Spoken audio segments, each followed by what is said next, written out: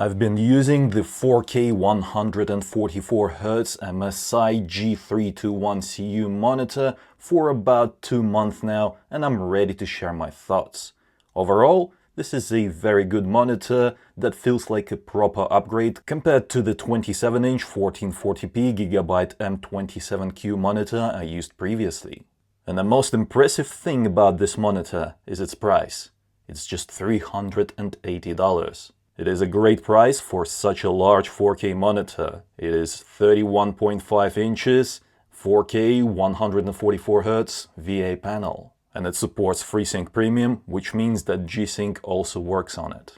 And if you are worried that you'll have to spend a lot of money on a graphics card to play games at 4K resolution, then I have good news for you. You don't have to do that.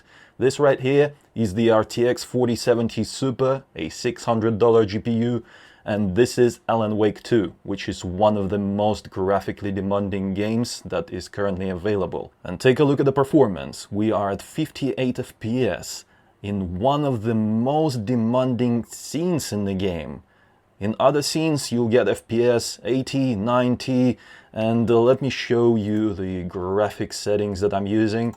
So we are at 4K, render scale is set to quality, so that's DLSS quality. Basically, we're upscaling from 1440p up to 4K. Frame generation is enabled, high quality preset, and ray tracing is disabled. And if you want a consistent 60 plus FPS in all scenes, then you can use DLSS balanced. It still looks great at 4K. And take a look at the performance.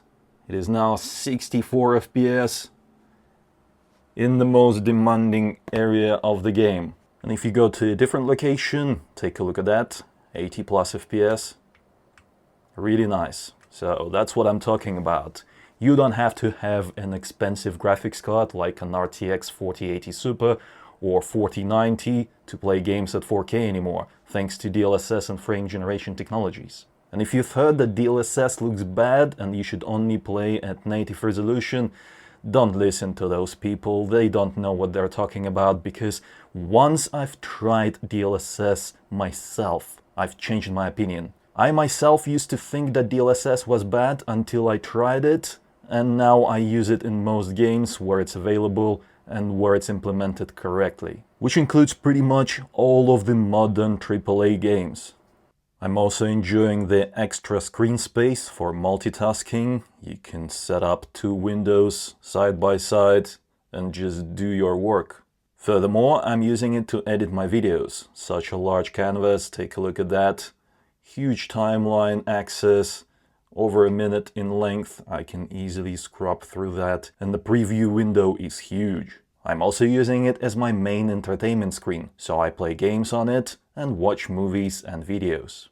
One more thing I'd like to point out is the screen brightness, because I have a real problem with cheap monitors and how dim they are. My eyes get really tired after a couple of hours of using them.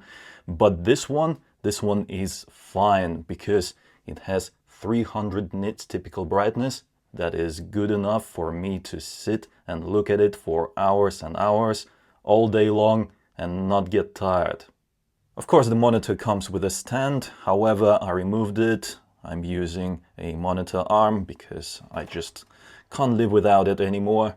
It is just so convenient, so much better than any monitor stand that you can purchase. And another thing that surprised me, considering the $380 price, is the fact that this monitor has USB-C connection for display. So check it out.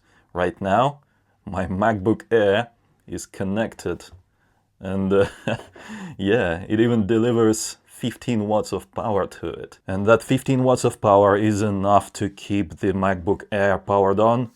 I am not using any external chargers anymore, and it's not only during light use like browsing and emails. I'm also using it to edit my videos for a couple of hours at a time. And yes, during heavy loads like video editing, the battery will be used and it will drop a little bit, but not by much. So I don't even bother using a charger for my MacBook anymore. In conclusion, if you're thinking about buying your first 4K monitor, then I highly recommend you go for it. And the MSI G321CU is a great choice if you're on a budget. Currently, I couldn't find any better monitors for under $400. If you'd like to buy one, then check it out at the link in the description below.